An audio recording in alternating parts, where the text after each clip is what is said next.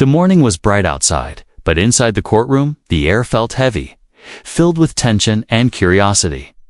People whispered among themselves, waiting for the trial to begin. The defendant, a man who had lived his life surrounded by luxury and power, finally walked in. Every step he took carried the weight of arrogance, as if he owned the very floor beneath his polished shoes. His suit, custom-made and worth more than most people's yearly salary, was pressed to perfection. A golden watch peeked from under his sleeve, shining under the courtroom lights. Instead of looking nervous, as most defendants would, he smiled faintly, almost mocking the entire situation. The security guards opened the doors for him. He walked through them without a single word of thanks, as though such small courtesies were far beneath him. The crowd's attention followed him closely. Some people raised their eyebrows in disbelief.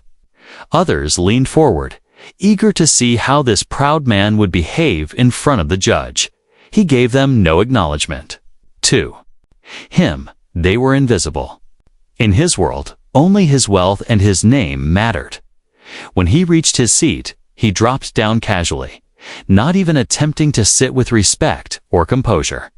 He leaned back, crossed one leg over the other, and adjusted his cufflinks slowly, as though the trial was a show put on for his entertainment. People in the courtroom shared glances, clearly unsettled by his body language. He wasn't worried. He wasn't humbled. He was confident, maybe even overconfident, that his money and influence would protect him. He looked around the room with a gaze that could only be described as dismissive.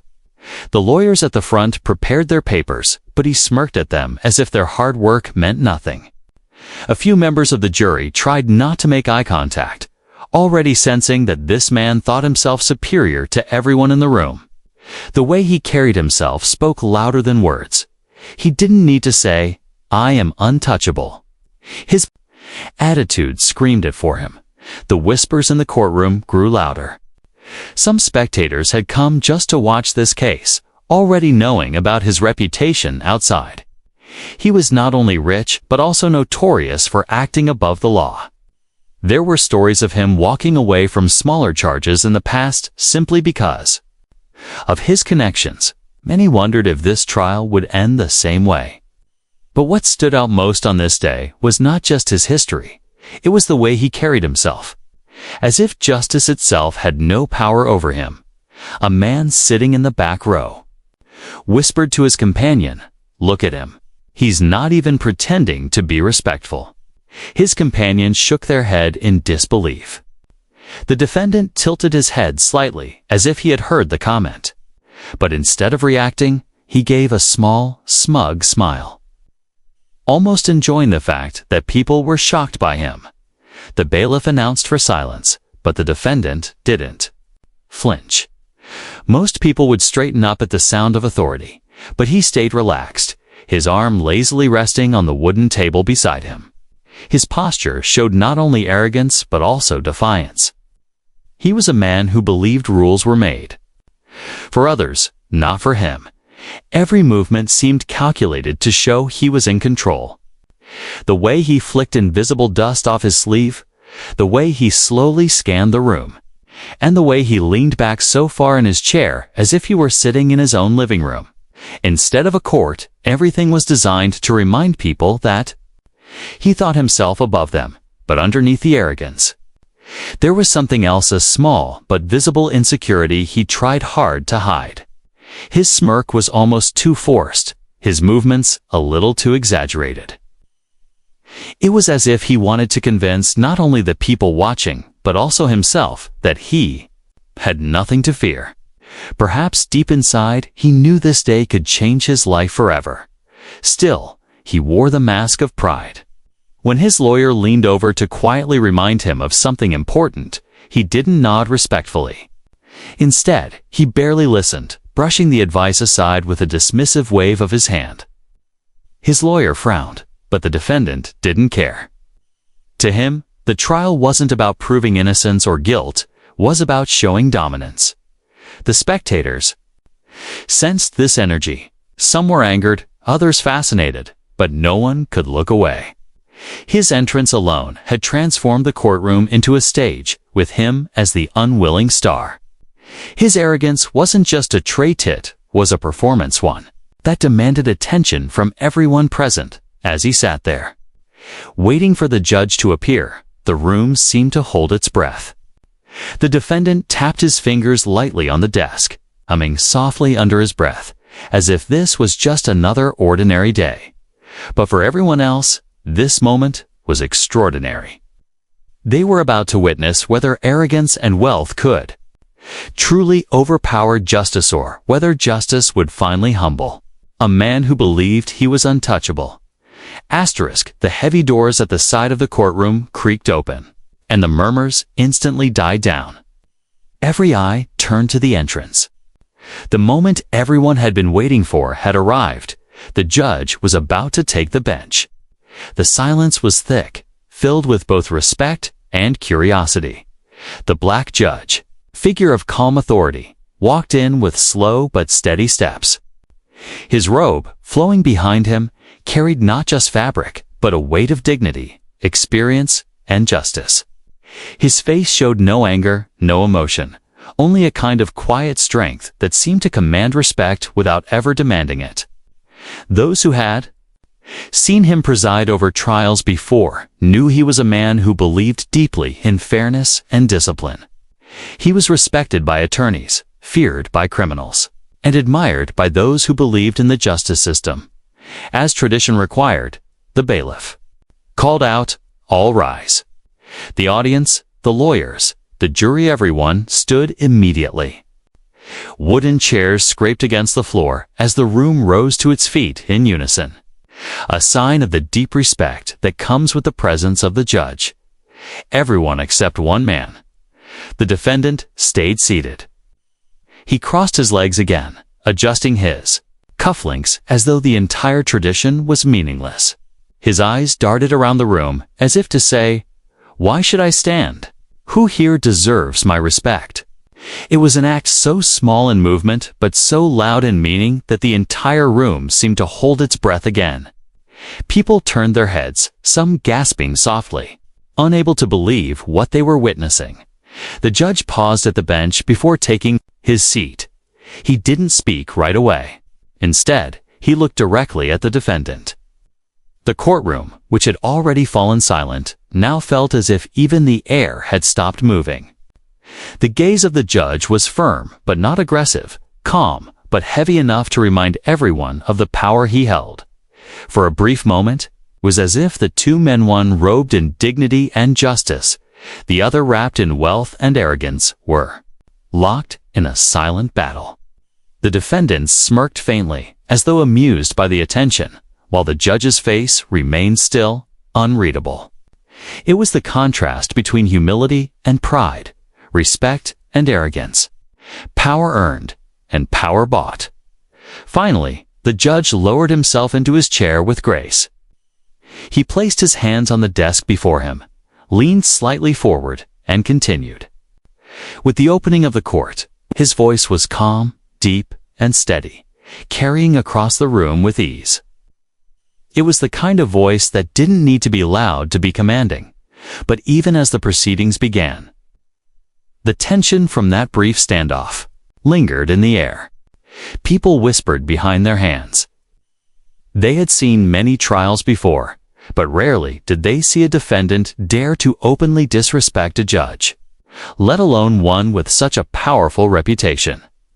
The defendant leaned back in his chair, pretending not to notice the stares of the courtroom. He acted as though he had made a small victory, as though not standing was a sign that he controlled the room. His arrogance was thick in the air, and he wore it like armor. Yet, those who had seen this judge work before knew better. The judge did not react in haste, nor did he let emotions guide his decisions. He was a man of patience. He let the silence speak louder than words. He allowed the defendant to sit there smugly, knowing that the true weight of the law would come later, not in small scoldings or angry retorts, but in the final ruling that could change a man's life forever. The lawyers exchanged glances. their faces tense. Some jurors shifted uncomfortably in their seats, already sensing that the defendant's pride would cost him more than he realized. The disrespect was not just to a man in a robe, it was to the entire system of justice, too. Centuries of tradition, and to the very idea of equality before the law. Still, the judge remained calm. He adjusted his glasses, read through the papers before him, and began outlining the case. His composure was unshaken, his professionalism untouched. He knew the eyes of the room were on him, waiting for a reaction, but he refused to give the arrogant man the satisfaction of immediate conflict. And in that moment, the contrast between the two men became crystal clear to everyone present. The judge, steady and principled, represented justice in its purest form. The defendant, arrogant and dismissive, represented everything that stood against it. The trial had only just begun. Yet already the stage was set for a clash that would not be forgotten. The defendant thought he had won by refusing to stand. But those who truly understood justice knew the real victory would come later, when arrogance would be stripped away and the law would have the final word. The courtroom had settled into silence again, but beneath that calm, a storm was quietly building. The moment the defendant refused to rise had left ripples in the air, and those ripples had not disappeared. They lingered like smoke after a fire, heavy and impossible to ignore. Every person in the room felt its attention that wrapped around them. Like a tightening rope, the judge had already begun the formalities, speaking in his steady and controlled voice. He moved through the case introductions with patience, never once showing anger or haste. But the air between him and the defendant was still thick, charged with unspoken conflict. It was not a battle of fists or weapons, but one of pride, respect, and authority. And everyone in the room knew it was only just beginning. The defendant, however, behaved as though none of it mattered. He leaned back in his chair, his lips curled in the same smug smile he had worn since his arrogant entrance. His fingers tapped lightly on the wooden desk in a rhythm that seemed to mock the seriousness of the situation. Every tap was like a taunt, as if to say, "This is boring. I am above all of this." A woman in the jury shifted uncomfortably in her seat. She glanced at her fellow jurors, but no one dared to speak. Yet the thought was shared silently among them. How could someone act like this in a courtroom, in front of a judge?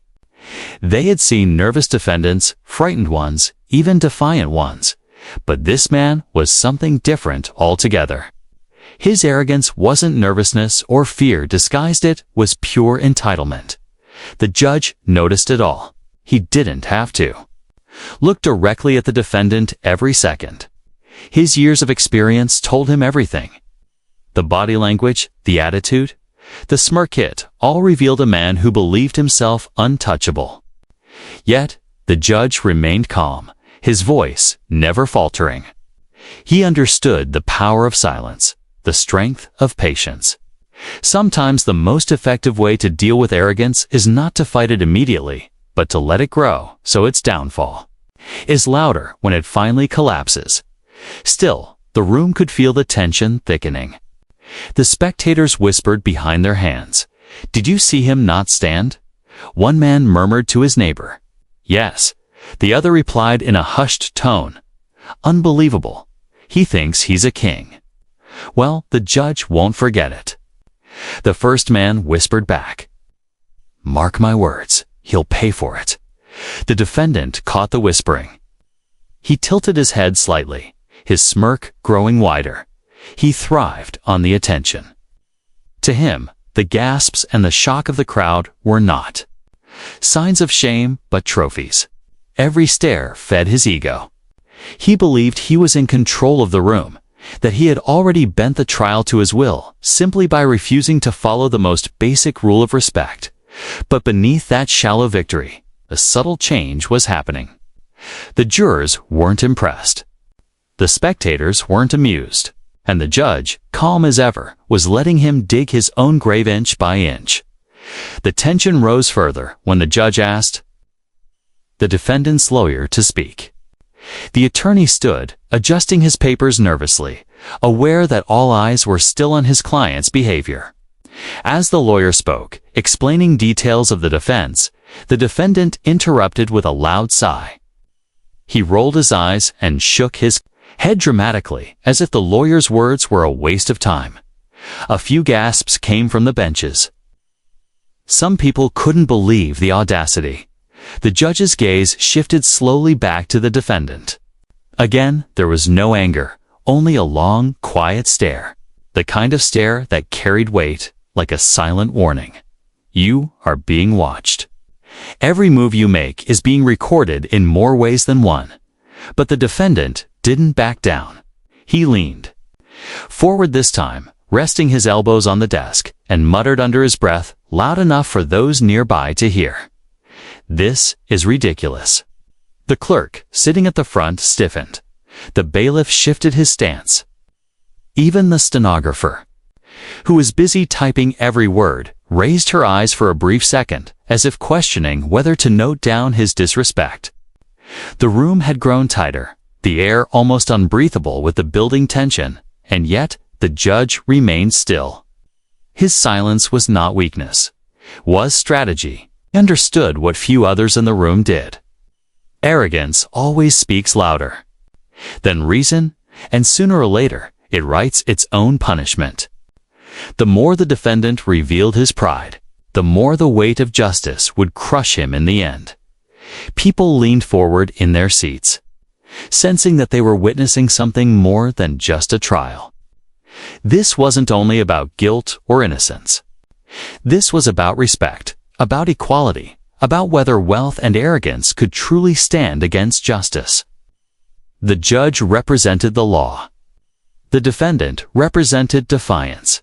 The tension between them was no longer just personal, it was symbolic. A clash of two worlds colliding under the gaze of everyone present. The defendant thought he was untouchable. The judge knew better, and the audience, caught in the storm between them, could feel something building, something inevitable. The tension wasn't just rising, it was preparing to explode.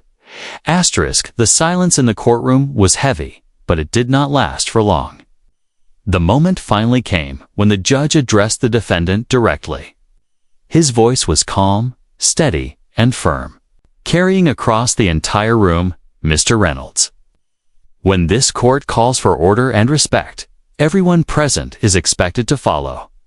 You chose not to rise when instructed. Do you care to explain your behavior?" All eyes immediately shifted to the defendant. The room grew so quiet that even the faint buzzing of the lights overhead could be heard. The jurors leaned slightly forward, waiting to see how the arrogant man would respond. This was the moment when most people would bow their head, apologize, and try to recover their dignity. But not him. The defendant leaned back in his chair, his arms crossed, his golden watch catching the light once again. He tilted his chin upward, a gesture dripping with disdain. A smirk played on his lips, as though he had been waiting for this question all along.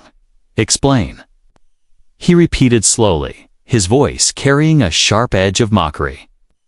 "I don't owe anyone here an explanation, least of all a judge who thinks I should jump like some servant at the sound of a command." Gasps rippled through the courtroom. The words struck like a hammer, shocking those who had already been unsettled by his refusal to stand. The arrogance in his tone was undeniable, but more than that, 'twas his choice of words, his open dismissal of the court's authority, that sent waves of disbelief through the room. The judge's face remained calm, his expression unreadable. He did not flinch, did not raise his voice. He simply let the defendant's words hang in the air, heavy and poisonous. But the defendant wasn't finished. His pride, inflated by years of wealth and privilege, pushed him further. He leaned forward now, his elbows resting on the desk, his voice louder. "I've spent my life surrounded by people trying to tell me what to do," he said, glancing at the jury, the lawyers, and finally back at the judge. "But let me make this clear, I stand for no one. Respect is earned, not demanded. And I don't see why I should give it to someone just because they sit in a black robe." The murmurs erupted like a sudden storm. People whispered furiously, some shaking their heads, others covering their mouths in disbelief. One woman in the audience muttered, "He's digging his own grave." A man nearby nodded grimly, whispering back, "He doesn't even realize it." The defendant, however, basked in the chaos he had created. His smirk grew wider as he saw the reactions around him. He mistook their shock for admiration, their disbelief for fear. In his mind, he was the one in control. He thought he had just stripped the courtroom of its power by speaking so boldly, but the truth was far different. Every word he spoke was not only disrespectful, it was dangerous. He wasn't just insulting a man in a robe. He was insulting the very foundation of the justice system. He was placing himself above centuries of tradition, above the rules that kept society balanced. The judge, however, remained as still as stone. He took a slow breath, his eyes fixed firmly on the defendant.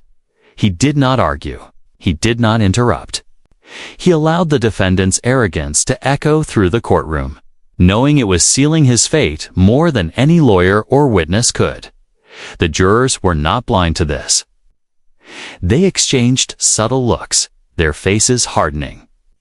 What might have once been curiosity about the case was now being shaped by the defendant's own behavior.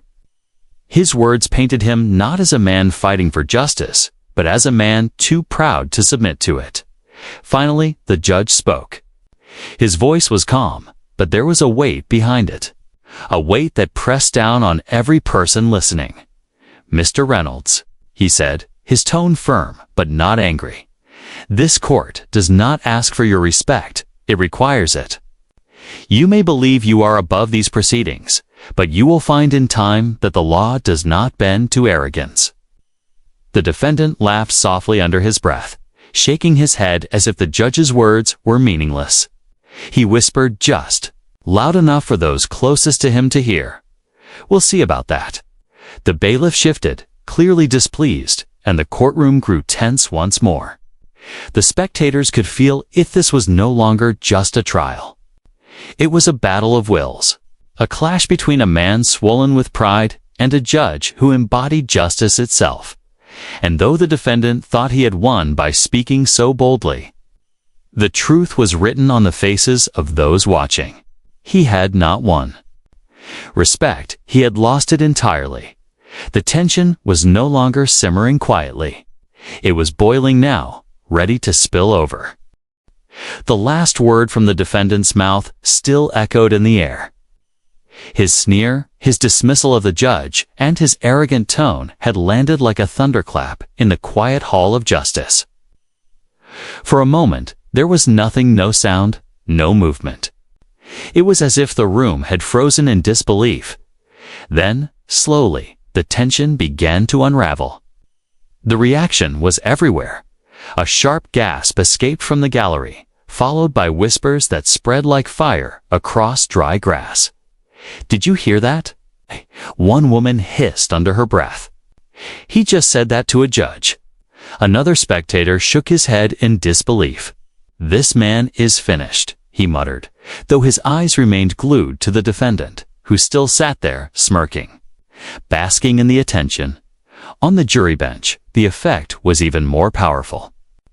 Jurors exchanged uneasy glances, their expressions shifting like clouds before a storm. Some frowned, others shook their heads slightly. But all of them had one thought in common. This man had no respect, not for the judge, not for them, not for the court. One juror, a middle-aged man in a gray suit, pressed his lips tightly together and leaned back in his chair as though holding back words he dared not speak aloud. The lawyers, too, felt the sting. The defense attorney, who had been standing just moments earlier, lowered his head and rubbed his forehead in frustration. He had warned his client countless times to remain quiet, to appear humble, to show some level of respect. But his warnings had fallen on deaf ears. Now, the entire courtroom had witnessed his client tearing down what little sympathy might have existed. On the other side, the prosecution sat silently, but behind their composed faces was a quiet satisfaction. They didn't need to do much. The defendant was destroying himself, piece by piece, word by word. The bailiff, standing tall near the bench, shifted his stance, his jaw tightening. His hands remained clasped in front of him, but his eyes betrayed his anger. He had worked years in this courtroom, watching people of all kinds face judgment. Never had he seen someone act with such open defiance. It wasn't just disrespect. To the judge, it was disrespect to the very room itself, to everyone who had come to witness justice. And then there was the judge. He sat completely still, his robe flowing neatly across the bench, his expression unreadable. His eyes, however, were steady and sharp, locked on the defendant with the kind of calm intensity that was far more frightening than anger. The judge had been insulted, yes, but he did not react in haste. He let the room's reactions swell and settle. He let the whispers burn themselves out. He let the weight of silence return until the courtroom was once again quiet, save for the shallow breaths of those waiting to see what would happen next. The defendant, however, seemed unfazed. He leaned back in his chair, his smirk still firmly in place, his fingers drumming on the desk as though he were keeping rhythm to a tune only he could hear. To him, the shock, the whispers, and the stares were proof of his dominance. He believed he had stolen the spotlight, that his arrogance had made him untouchable. But he was wrong. The reaction in the room was not admiration. It was not fear. It was something much more dangerous: judgment. From the gallery to the jury, from the lawyers to the bailiff, even to the stenographer silently typing every word, the entire room had turned against him. His words had not elevated him. They had exposed him. They had revealed a man who believed he was above the law. A man whose wealth and privilege had blinded him to the consequences of his actions. The jurors, who would one day decide his fate, now saw him not as a man fighting for justice, but as a man drowning in pride. His arrogance had become the strongest piece of evidence against him. Stronger than any testimony, stronger than any piece of paper or file. The judge finally spoke. His voice calm but deep, carrying across the room like a steady drumbeat. "Order," he said, though the word was not shouted. It didn't need to be. His tone was enough to quiet the whispers instantly. The murmurs faded, the shifting of chairs stilled, and the silence returned. He let that silence linger for several long seconds before continuing, his eyes never leaving the defendant. This courtroom is not a stage for arrogance. It is not a place for performance. 'Tis a place where truth and justice are measured with care. And make no mistake, Mr. Reynolds, every word you speak, every action you take, will be remembered. The room seemed to tighten again, as though his words had physically drawn the walls closer. The defendant gave a short laugh under his breath, a hollow sound meant to mock. But the judge did not waver. His composure was iron, his authority unshaken. For the spectators, it was clear now. The defendant thought he had embarrassed the judge. But in reality, he had exposed himself to everyone in the room. He had shown his true nature, and the courtroom had responded. The whispers may have quieted, but the verdict of public opinion was already forming. He was not admired. He was not feared. He was despised. And though he didn't yet realize it, the harshest reaction was not the gasps, not the whispers, not even the disappointed glances. It was the silence of the judge, who had taken note of everything and was waiting for the right moment to deliver justice. The defendant sat proudly, convinced he had won a battle, but those watching knew the truth. He hadn't won anything. He had simply built the stage on which his downfall would soon be performed. Asterisk. The courtroom was now in full session. Papers shuffled across desks, lawyers adjusted their notes, and the clerk announced the first motions of the trial. On the surface, everything appeared to return to order. But beneath that surface, the air was still tense, charged with the memory of the defendant's disrespect. No one had forgotten. The prosecution began first. The lead attorney, a tall woman with sharp eyes, stood and addressed the court. Her voice was steady and precise, laying out the facts of the case. She spoke of evidence, witnesses, and the seriousness of the charges. Her words were measured, professional, and carefully chosen. But while she spoke, the defendant barely listened. He leaned back in his chair again, one arm draped lazily over the backrest, the other tapping his golden watch as if counting seconds. He sighed audibly, loud enough for the jurors to hear. At one point, he even rolled his eyes dramatically, drawing quiet gasps from the gallery to him. This was all a performance, but not his. He treated the prosecution's words like dull background noise, the way a man might ignore the hum of an air conditioner. Every flick of his wrist, every sigh, every smirk was a statement. This is beneath me. I don't belong here. The jurors noticed. One woman on the panel frowned deeply, scribbling something in her notes. Another man shifted, uncomfortably, trying not to look directly at the defendant, but clearly irritated by his arrogance. They were supposed to remain neutral, but the defendant's behavior made neutrality difficult. Then came the witnesses. The first to testify was a middle-aged man whose words painted a picture of the defendant's actions leading up to the case. As the witness spoke, his voice trembling slightly under the weight of the courtroom's attention, the defendant chuckled softly. The sound cut through the silence like a blade. Heads turned. The witness froze mid-sentence, glancing nervously at the judge before continuing, but the defendant wasn't finished. He leaned toward his lawyer and whispered loudly enough for others to hear. This man is pathetic. He doesn't even know what he's talking about. The gallery erupted in low murmurs again. A young man sitting near the back muttered, "He doesn't even respect the witnesses now." A woman beside him shook her head, whispering back, "He's making enemies of everyone in this room." The judge's gavel struck one sharp, commanding, "Order in the court." His voice was firm but calm, his eyes flicking toward the defendant. Again, he didn't scold. He didn't raise his voice. But the warning was there, silent and heavy. The trial continued, but the defendant's arrogance did not fade. Each time a witness spoke against him, he smirked or scoffed. When the prosecution presented evidence, he waved a hand dismissively as if swatting away a fly. Even when his own lawyer stood to argue in his defense, the defendant rolled his eyes, making it clear that he believed no one could represent him better than himself. At one point, the defense attorney, frustrated and red-faced, leaned close to whisper urgently, "You need to stop. They're watching you. The jury is watching you." But the defendant brushed him off with a flick of his wrist. "Relax," he muttered. "I've got this under control." Control.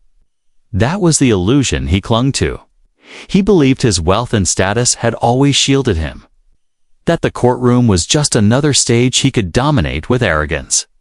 But what he failed to realize was that every sigh, every smirk, every disrespectful gesture was not control, it was self-destruction.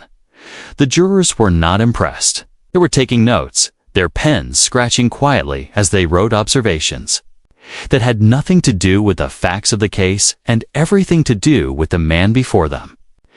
They didn't just see evidence on paper, they saw arrogance in flesh. And arrogance, they knew, was often a mask for guilt. The prosecution, sensing the shift in the room, leaned into it. They presented their case with even greater precision, emphasizing moments that highlighted the defendant's disregard for others. Each time they spoke of his entitlement. The defendant seemed to prove their point with his behavior in real time. The spectators could feel it. The balance was tilting. What began as curiosity had turned into something heavier: anticipation. People weren't just listening to the facts. They were waiting, watching, wondering how long the judge's patience would hold, and how devastating the final outcome would be. And through it all, the judge remained composed. He sat tall and still, his eyes observant, his hands folded neatly before him. He did not react to every smirk or sigh. He did not let the arrogance pull him into conflict. Instead, he allowed the defendant to continue, silently recording every gesture, every word, every insult to the dignity of the court. The trial unfolded like a play, with the defendant cast as both the villain and the fool. He thought himself the star, but the audience saw the truth. His arrogance wasn't strength. It was weakness, dressed in gold. It was pride, wrapped in a suit. And though the trial was far from over, the outcome was already beginning to take shape in the minds of those who mattered most. The defendant believed he was untouchable, but everyone else in the room could see the same thing clearly.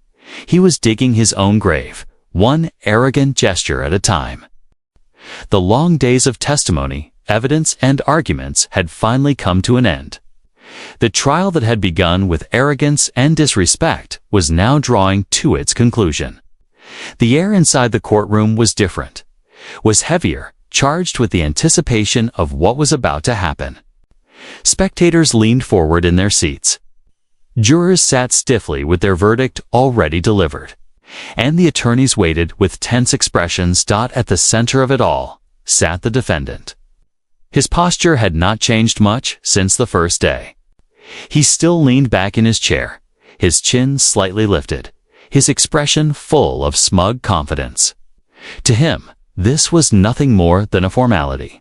He was convinced the outcome would bend in his favor, just as it always had in the past. Money had bought him freedom before, and he believed it would buy him freedom again. When the clerk read the jury's verdict aloud, the room erupted in gasps. The defendant's smirk faltered for just a second, but he quickly recovered. Straightening his tie as though the word had no power over him, he leaned toward his lawyer and muttered, "Appeal. We'll crush this on appeal." His arrogance clung to him like a second skin.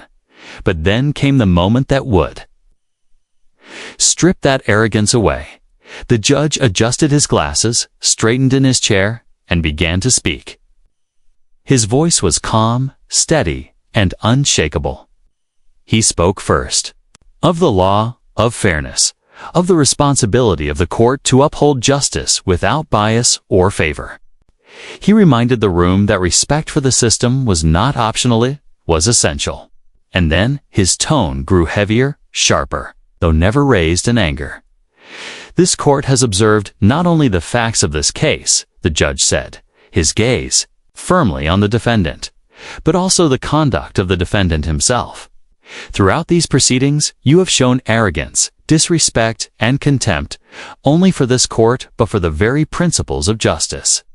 You have mocked witnesses, interrupted your own counsel, dismissed evidence, and refused to honor the traditions that are the foundation of fairness in this country. In doing so, you have revealed not only your guilt in the matter at hand, but also your belief that you stand above the law." The defendant's smirk finally began to fade. He shifted in his seat, his hands tightening on the edge of the desk. For the first time, a flicker of unease crossed his face. The judge leaned forward slightly, his eyes piercing into the defendant's.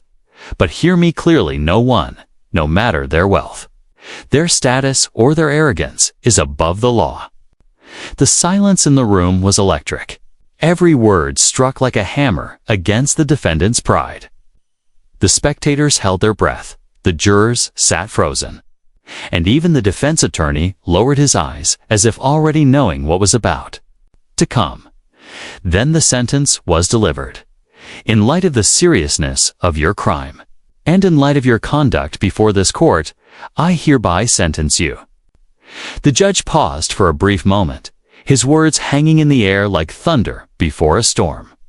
"To the maximum penalty allowable under law." The courtroom exploded. Gasps, whispers, and even cries filled the air. Some spectators covered their mouths, shocked at the severity of the sentence. Others nodded firmly, whispering words of agreement. Finally, justice. The jurors exchanged glances, their expressions showing relief that arrogance had not triumphed. But the most powerful reaction of all was from the defendant himself. His eyes widened in disbelief. He sat upright now, his smirk completely gone, replaced with a look of shock that he could not hide. He opened his mouth to protest, but no words came out.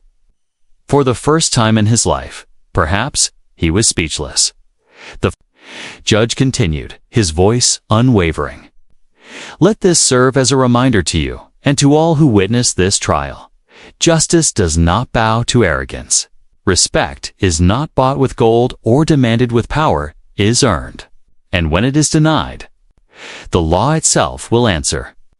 The defendant's lawyer placed a hand on his shoulder, whispering frantically about appeals, motions, and strategies. The man who had strutted into the courtroom so arrogantly, who had smirked and scoffed at everyone around him, now sat pale and rigid, his future no longer under his control. The spectators watched in awe. They had witnessed something rare, something unforgettable. A man who believed himself untouchable had been humbled by the very system he mocked. The sentence was more than punishment, it was a statement. A message to all who thought wealth and arrogance could overpower justice. The bailiff moved forward, stepping to the defendant's side. The clink of handcuffs echoed through the room, sharp and final. The sound was like music to those who had waited days, even years, to see a man like him held accountable. And as the defendant was led away, the weight of what had just happened lingered in the air. Everyone knew they had witnessed history not the fall of just one man, but the triumph of justice over arrogance. Asterisk. The gavel struck the bench with a sharp crack that echoed across the courtroom. The sound was final, heavy, unshakable. The sentence had been spoken, and there was no taking it back. For a moment, silence ruled the room. The kind of silence that isn't calm, but electric, buzzing with emotions that words can't fully capture. People didn't even shift in their chairs. They just stared, their eyes fixed on the man at the center of it all. The defendant, the arrogant smirk that had clung to his lips like armor, was gone. His eyes darted around the room, searching desperately for support, for reassurance, for anything that could undo what had just happened. But everywhere he looked, he found only judgment. The jurors stared at him with cool finality. The spectators whispered among themselves. And even his own lawyer had slumped in defeat, unable to shield him anymore. No, he muttered under his breath, shaking his head as if denial could change reality. No, this isn't possible. His voice cracked. The confidence that had carried him through the trial now shattered into pieces. The bailiff stepped closer, the metallic clink of handcuffs in his hand cutting through the silence. The defendant's face paled. He had seen handcuffs before, but never for himself. Never had he imagined that those cold steel bands, symbols of restraint, would one day close around his wrists. This is a mistake, he shouted suddenly, his voice breaking into the room like glass. I'm not supposed to be here. Do you know who I am? His words, once filled with arrogance, now sounded desperate, hollow, and pitiful. The spectators reacted instantly. Some gasped, others scoffed, and a few even laughed quietly at the irony. One man whispered, "We know exactly who you are. That's why you're here." The bailiff ignored the outburst and firmly gripped the defendant's arm. The defendant resisted. For a brief moment, trying to pull back, but it was useless. The clink of the cuffs snapping shut around his wrists silenced him in an instant. That sound, the final symbol of control being taken from him, broke what little pride he had left.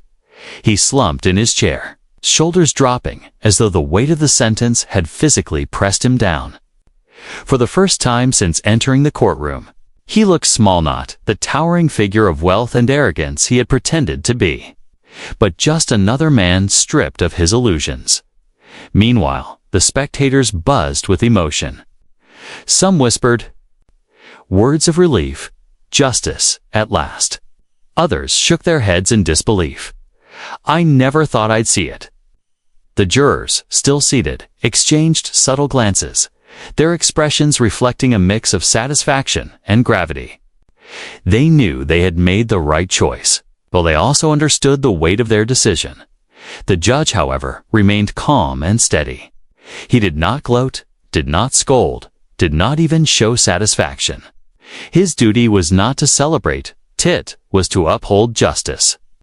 And in that moment, his silence spoke louder than any words could, as the defendant was led to his feet. His once pristine suit wrinkled, his face pale. He tried one last desperate plea. This isn't over. I'll fight this. You'll regret this. But his words fell flat. They had no power anymore. No one believed him. No one feared him. The bailiff led him toward the side door, the clinking of chains echoing with each step. The man who had strutted into the courtroom with arrogance now shuffled out in defeat, every eye watching him leave, and when the door finally closed behind him, the room erupted not with cheers, but with a storm of whispers, gasps, and quiet conversations. People leaned toward each other, speaking in hushed but excited tones. Did you see his face when the sentence was read? One whispered, he thought he was untouchable. Another replied, not anymore. For those present, it was a moment they would never forget. They had witnessed the fall of a man who believed wealth could protect him from consequences. They had seen arrogance clash with justice and lose. Outside the courthouse, the story spread quickly. Reporters rushed to file their stories. Cameras flashed, and headlines began to form. The case wasn't just about one man anymore. It had become a symbol. A reminder that no one, no matter how wealthy or arrogant, could escape the reach of the law. Inside, as the crowd slowly dispersed, the weight of what had happened lingered. The judge remained seated for a moment longer, his eyes scanning the emptying room. He had seen many trials in his career, but this one would stay with him. Not because of the crime itself, but because of the arrogance that tried and failed to stand above justice. And for the defendant, now locked away and stripped of his pride, the aftermath was even more brutal.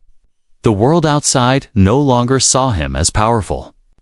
They saw him for what he truly was, a man brought down by his own arrogance. The shocking sentence had stunned everyone, but the aftermath stunned them even more. It was not just about punishment, it was about a message that echoed. Beyond the courtroom walls, justice does not bow to arrogance, and respect is not optional.